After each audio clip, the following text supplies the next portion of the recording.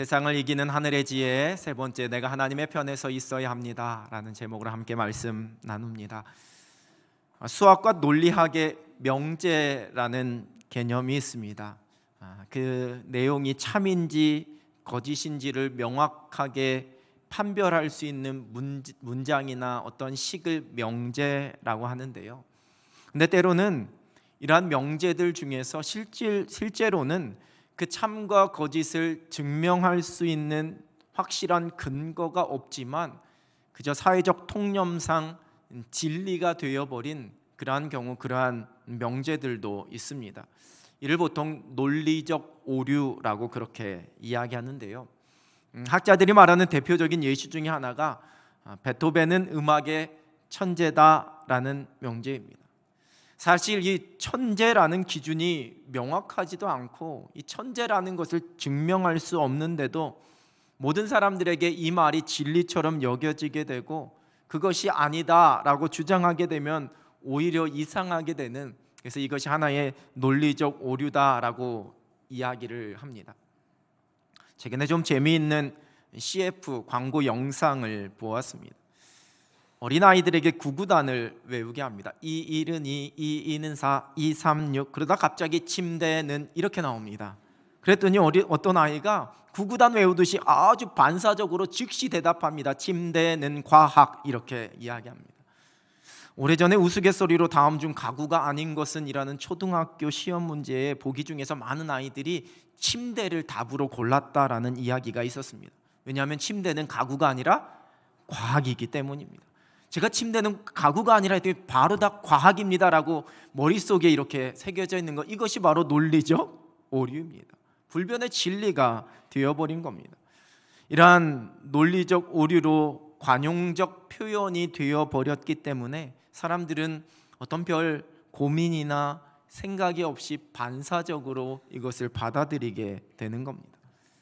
우리가 신앙생활을 하면서 많이 듣고 또한 말로 표현하게 되는 일종의 어떤 관용적인 신앙의 고백들이 있습니다.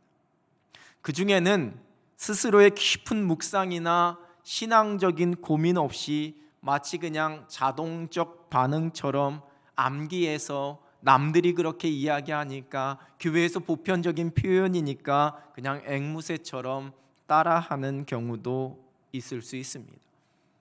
신앙의 고백뿐만 아니라 신앙의 예식들도 이제는 익숙해져 버린, 내 몸에 익숙해져 버린 형식에 그저 자신을 맞춰가면서 그 의미와 그 본질을 잃어버린 그저 외식과도 같은 그러한 모습을 예배 중에, 신앙의 예식 중에 보일 수가 있습니다. 오늘 본문의 이스라엘 백성들과 사울에게 있어서 이 번제는 그저 자신들의 목적을 이루기 위한 종교적인 요식 행위에 지나지 않았던 것처럼 보입니다. 중요한 일을 하기 전에, 오늘 본문처럼 어떤 전쟁에 나가기 전에 이렇게 번제를 드리는 것은 이스라엘 가운데 일종의 전통과 관습처럼 굳혀져 있는 일이었습니다. 그렇게 해야지만 하나님께서 은혜 주시고 지켜주신다, 그렇게 믿고 있었습니다. 블레셋 사람들이 이스라엘과 싸우려고 모였습니다.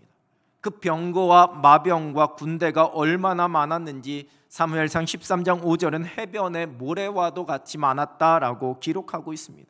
그리고 이어지는 6절의 말씀입니다.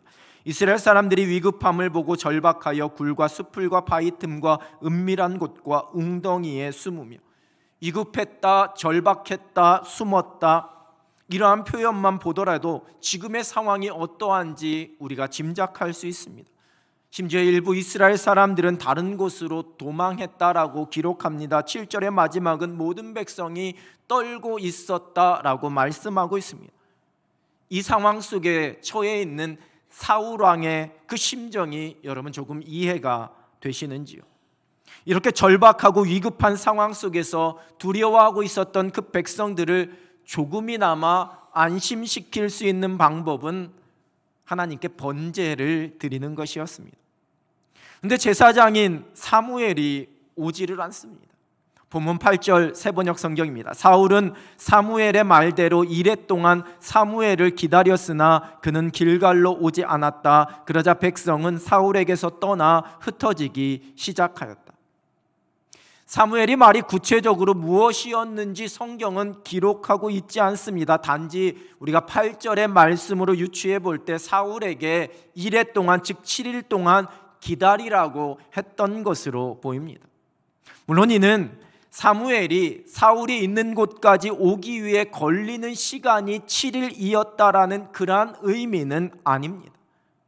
우리가 잘 알고 있듯이 성경에서 이 7이라는 숫자는 아주 특별한 의미를 가지고 있습니다. 완전함을 상징하는 숫자입니다.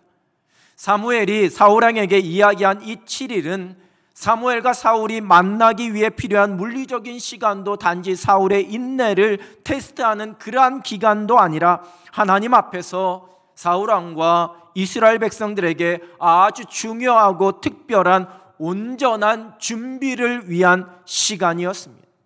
하나님의 은혜와 그 구원하심을 소망하면서 지금이 두려운 상황이고 전력적으로는 불리한 상황이지만 하나님의 도우심을 기대하면서 하나님의 은혜를 간절히 구해야지만 되는 그러한 시간이었습니다. 그들이 영적으로 깨끗하게 준비됨으로 하나님의 하실 말씀, 그 역사를 기다리고 사모하면서 준비해야 하는 그 기간이 7일이었습니다. 이미 이스라엘 백성들은 미스바에서 블레셋 사람들의 공격 앞에 오늘 본문처럼 두려워했었던 경험이 있었습니다. 사무엘상 7장 7절입니다. 이스라엘 자손이 미스바에 모였다 함을 블레셋 사람들이 듣고 그들의 방백들이 이스라엘을 치러 올라온지라 이스라엘 자손들이 듣고 블레셋 사람들을 두려워하여. 본문의 상황과 똑같이 두려운 상황이지만 이때 이스라엘 백성들은 미스바에 모여서 하나님 앞에서 자신들의 죄를 회개하면서 하나님의 은혜를 간절히 구하고 있었던 그러한 상황이었습니다. 그러한 영적으로 준비되어 겸비해 있었던 그 이스라엘 백성들과 함께 사무엘은 하나님께 온전한 번제를 올려드렸고 하나님께서 그 부르짖음에 응답하셨습니다. 사무엘상 7장 9절 하반절과 10절입니다. 온전한 번제를 여호와께 드리고 이스라엘을 위하여 여호와께 부르짖음에 여호와께서 응답하셨더라. 사무엘이 번제를 드릴 때에 블레셋 사람이 이스라엘과 싸우려고 가까이 오매 그날에 여호와께서 블레셋 사람에게 큰 우레를 발하여 그들을 어지럽게 하시니 그들이 이스라엘 앞에 패한지라. 그러나 오늘 본문에서 이 사울왕과 이스라엘 백성들은 일종의 논리적 오류에 빠져 있었습니다. 단순히 우리가 번제를 드렸더니 하나님께서 큰 우레로 블레셋 군대를 어지럽게 하셨고 우리로 승리하게 하셨다, 이러한 생각으로 지금도 우리가 빨리 번제를 드려야지만 되는데 사무엘이 오지 않고 있는 그러한 상황입니다. 더디 오는 사무엘이 야속하고 더디게 가는 이 시간이 조급하기만 합니다. 그 주어진 시간에 무엇을 해야 하는지, 그 미스바에서 번제를 드리기 전에 그들이 했던 일이 무엇이었는지는 다 망각해버렸습니다. 본질은 다 잊어버리고 형식만 남아있는 상황입니다. 그리고는 이제 기다리다 못한 백성들이 하나둘씩 흩어지기 시작합니다. 그리고 그 상황 앞에 더 두려워지고 조급해진 사울왕은 번제와 화목제물을 가져오라고 해서 자신이 직접 번제를 드렸습니다. 그리고 본문 10절은 사울이 그 번제 드리기를 마침에 사무엘이 왔다라고 기록합니다. 여러분, 사무엘이 약속을 지키지 않은 것이 아닙니다.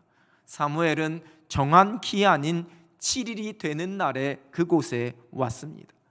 단지 사울왕에게 있었던 조급함이 하나님께 드리는 그 번제를 그저 요식행위 정도로 가벼이 여기고 있었던 그 믿음 없음이, 그 번제의 의미가 무엇인지도 깨닫지 못하고 있었던, 그저 자기 생각과 자기 방식대로 그 상황을 해결해 보려고 했었던 그 어리석음이 끝까지 기다리지 못하고 이러한 죄 가운데 빠지게 만들었던 겁니다. 그리고 자신을 책망하는 사무엘 앞에 변명을 늘어놓기 시작합니다. 블레셋은 지금이라도 공격해 올 것 같고 당신은 오지는 않고 백성들은 두려워서 흩어지고 있고 그래서 내가 이렇게 했다라고 말합니다. 본문 12절 세번역 성경입니다. 이러다가는 제가 주님께 은혜를 구하기도 전에 블레셋 사람이 길갈로 내려와서 칠 것 같은 생각이 들어서 할 수 없이 번제를 드렸습니다.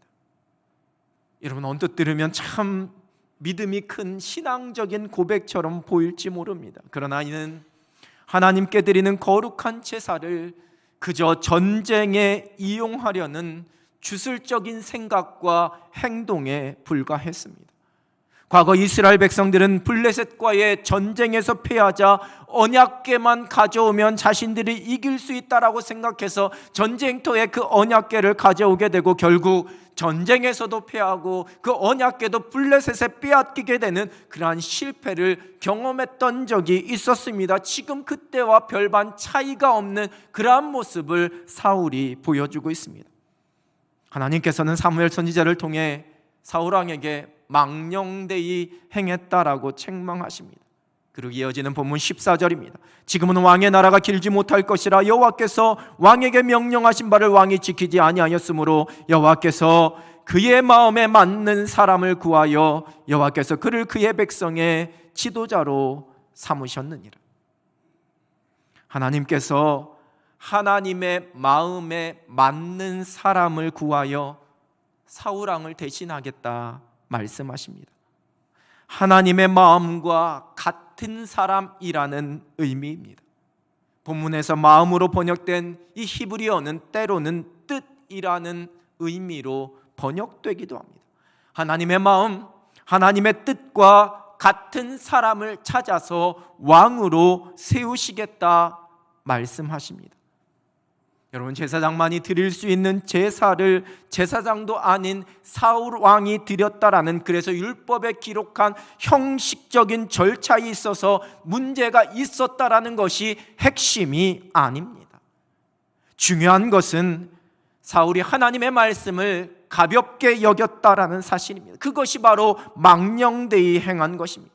사울은 자신들이 번제를 드리면 하나님께서 무조건 이스라엘을 도와주시고 블레셋에 이기게 하실 것이다라고 생각했습니다. 자신의 이기적인 목적을 위해 번제를, 더 나아가 하나님을 자기 생각과 마음대로 이용하려고 했던 망령된 행동이었습니다.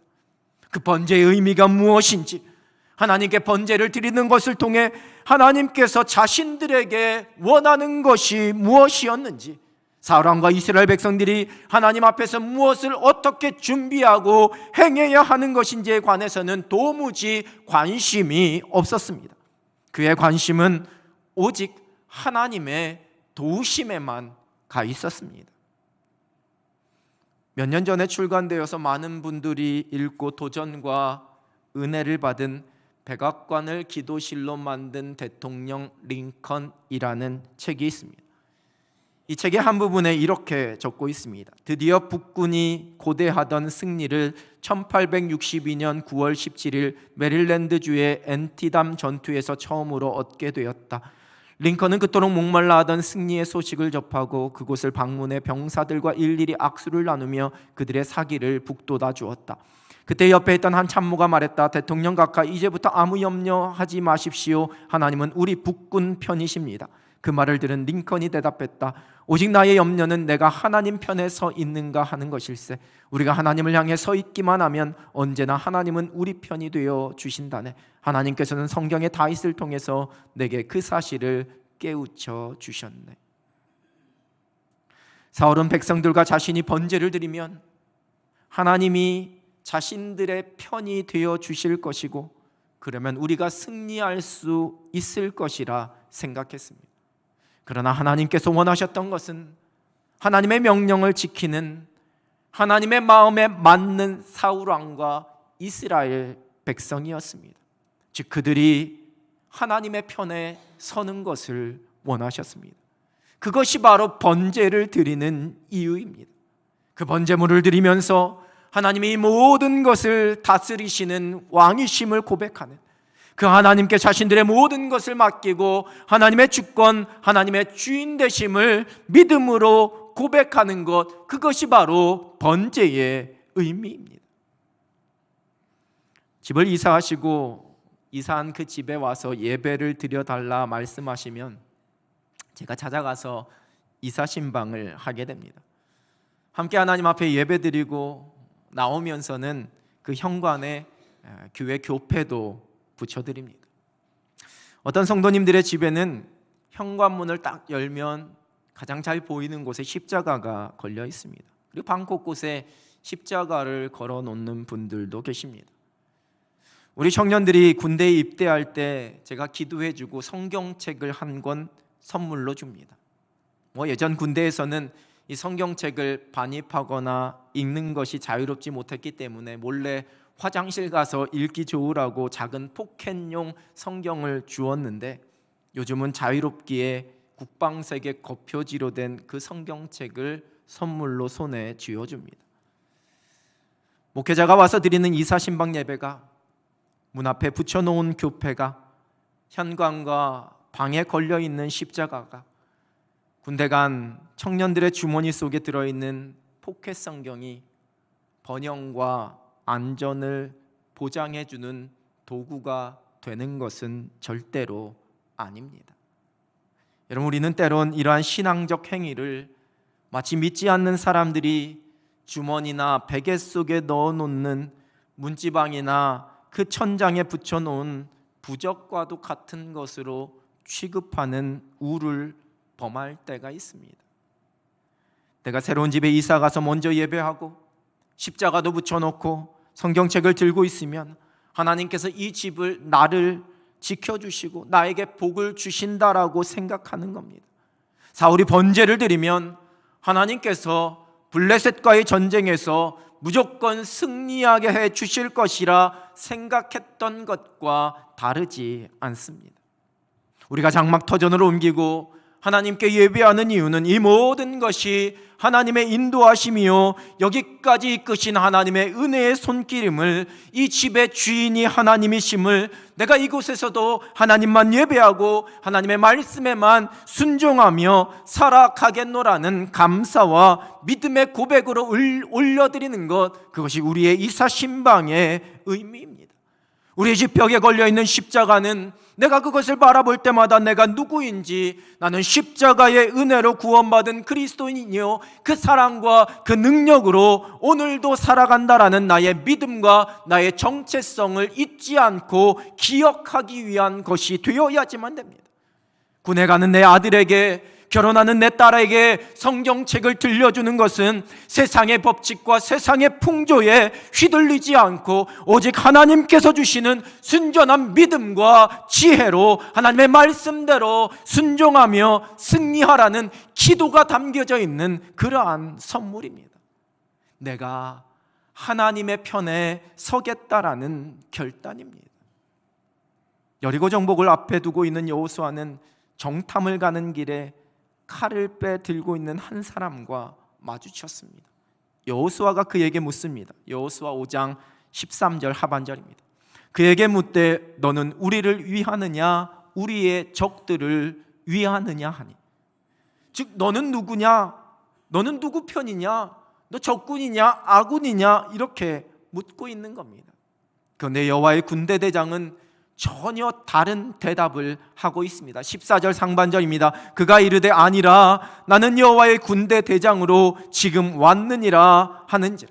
이어지는 15절입니다. 여호와의 군대 대장이 여호수아에게 이르되 네 발에서 신을 벗으라, 내가 선 곳은 거룩하니라 하니 여호수아가 그대로 행하니라.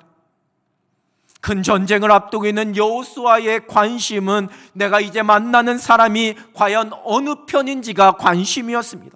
지금 누군가가 나를 위하고 있는 것인지 적을 위하고 있는 것인지보다 중요한 문제는 없었습니다. 그러나 하나님께서는 여호수아가, 그리고 이스라엘 백성들이 겸손함으로, 거룩함으로, 하나님만 신뢰하는 믿음으로 하나님 앞에 서는 것이 훨씬 더 중요했습니다. 하나님의 백성들이 하나님의 편에 서 있는 것입니다. 그래서 이스라엘 백성들이 요단을 건넜을 때에 그들에게 할례를 행하게 하셨고 유월절을 지키게 하셨던 겁니다. 거룩한 하나님 앞에서 신을 벗고 겸손함으로 오직 하나님만 의지하는 전적인 믿음을 말씀하고 계십니다. 내게 부족한 물질이 채워지기를 바라며, 내 육신의 질병이 고침받기를 바라며, 우리의 자녀들이 좋은 학교에 입학하고 좋은 직장에 취직하고 좋은 사람 만나서 가정을 이루기를 소원하며 우리는 기도합니다. 내가 시작한 이 일이 지금 형통해지기를 바라고, 내가 직장에서 승진하고 좋은 자리에 가기를 원하면서 기도합니다. 우리의 장막 터전이 더 넓은 곳에, 더 좋은 곳으로 옮겨지기를 소망하며 기도합니다. 내가 가지고 있는 내 마음의 소원이 속히 이루어지고 응답받기를 기도합니다. 하나님이 내 편이 되어주셔서 이 모든 것 다 이루어지게 해달라고 간절히 기도합니다. 여러분, 물론 우리에게 필요한 기도입니다. 그리고 하나님께서 그 기도에 응답하시고 우리의 소원을 만족하게 하십니다. 그런데 더 중요한 하나님의 말씀을 우리가 기억해야지만 됩니다. 마태복음 6장 33절입니다. 그런즉 너희는 먼저 그의 나라와 그의 의를 구하라. 그리하면 이 모든 것을 너희에게 더하시리라. 하나님의 나라와 하나님의 의를 먼저 구하는 것, 그것이 곧 내가 하나님의 편에 서는 것입니다. 하나님의 마음에 맞는, 하나님의 뜻에 맞는 사람이 되는 것입니다. 그때 하나님께서 이 모든 것을 우리에게 더하시겠다 약속해 주고 계십니다. 하나님께서는 말씀을 통해 우리에게 분명히 약속하셨습니다. 하나님은 우리 편이십니다. 시편 118편 7절입니다. 여호와께서 내 편이 되사 나를 돕는 자들 중에 계시니 그러므로 나를 미워하는 자들에게 보응하시는 것을 내가 보리로다. 하나님께서 내 편이 되셔서 나를 도와주고 계시고 나와 함께하고 계십니다. 하나님이 내 편이 되어주시는 그 은혜로 내가 지금까지 살아왔고 또 그 은혜로 내가 살아갈 것입니다. 어떠한 문제 앞에서도 내 편 되시는 하나님 때문에 내가 승리하게 될 것입니다. 우리는 이제 이 약속으로 살아가면서 우리 자신을 향하여서 물어야지만 됩니다. 나는 지금 하나님의 편에 서 있는가? 우리가 새벽마다 나의 문제와 상황을 펼쳐놓고 하나님 내 편 되어주셔서 하나님의 크신 발로 역사해 주시고 나를 도와달라고, 내게 채워달라고, 내 문제를 해결해달라고 기도하는 것 중요합니다. 그러나 우리가 먼저 드려야지만 되는 기도는 하나님, 오늘도 내가 하나님의 편에 서서 살아가게 하여 주옵소서. 하나님, 내 평생의 삶이 오직 하나님의 편에 서서 살아가게 하여 주시옵소서. 하나님은 이미 내 편이십니다.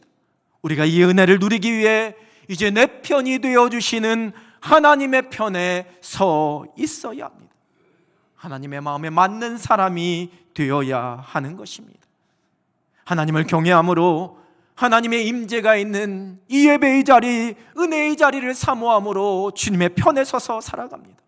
하나님의 말씀대로 순종함으로 세상의 기준이 아닌 말씀을 기준으로 삼고 살아감으로 주의 편에 서서 살아갑니다.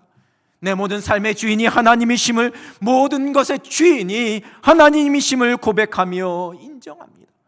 여전히 나를 다스리고 지배하려는 나의 자아, 나의 욕심과 나의 계산과 내 본능을 온전히 십자가에 못 박습니다. 그리고 주님의 편에 서서 살아갑니다. 거룩함과 순결함으로 하나님의 마음에 맞는 삶을 살아갑니다. 그때 내 편이 되셔서 나를 도와주시는 하나님의 능하신 오른손을 경험하게 될 줄로 믿습니다. 여러분, 우리는 하나님이 크신 팔로 나를 도와주시기를 늘 기대합니다. 하나님이 든든한 내 편이 되어주셔서 모든 것에서 승리하기를 소망합니다. 그러나 여러분, 우리의 예배와 우리의 기도와 우리의 헌신과 우리의 충성이 그저 종교적인 형식이 되어서 하나님이 내 편 되어주시기를 소망하는, 그것이 이루어지기를 바라는 목적을 이루는 수단처럼 되어서는 안 됩니다. 우리는 하나님의 마음에 맞는 사람이 되기 위해서 예배하는 겁니다. 우리가 하나님의 편에 서기 위해서 말씀의 귀를 기울이는 겁니다. 내 욕심과 생각과 판단을 내려놓고 우리 거룩하신 하나님 앞에서 신을 벗는 겸손함으로 하나님의 나라와 그 의를 먼저 구하면서 살아갑니다. 내가 하나님의 편에 서 있어야 합니다. 그것이 세상을 이기는 하늘의 지혜입니다. 사랑하는 성도 여러분, 하나님의 편에 서 있으신지요? 하나님께서는 지금도 하나님의 마음에 맞는 사람, 하나님의 편에 서 있는 사람을 찾고 계십니다. 그리고 그런 하나님의 사람을 통해 하늘의 뜻을 이 땅에 이루시고 영광 받으시기를 원하십니다. 신실하고 진실한 거룩한 하나님의 사람으로 하나님의 편에 서서 살아갑니다. 이미 나의 편이라 약속해 주신 그 하나님의 편에 우리도 서서 날마다 승리하며 살아가는 지혜로운 하늘 백성들 되시기를 우리 주님의 이름으로 축원합니다. 기도하겠습니다. 하나님 아버지, 약속을 통해 하나님이 우리의 편이 되어 주신다 말씀하여 주시니 감사합니다. 그 하나님의 약속의 말씀 붙잡고 이제 우리의 평생의 삶이 오직 하나님의 편에 서서 살아가는 믿음의 백성들 되게 하여 주시옵소서. 먼저 하나님 나라와 하나님의 의를 구하며 거룩함과 순결함으로 주님의 편에 서서 주께서 우리를 위하여 일하시는 그 주님의 손길 누리며 살아가는 행복한 지혜로운 하늘 백성들이 되게 하여 주시옵소서. 예수 그리스도의 이름으로 기도드립니다. 아멘.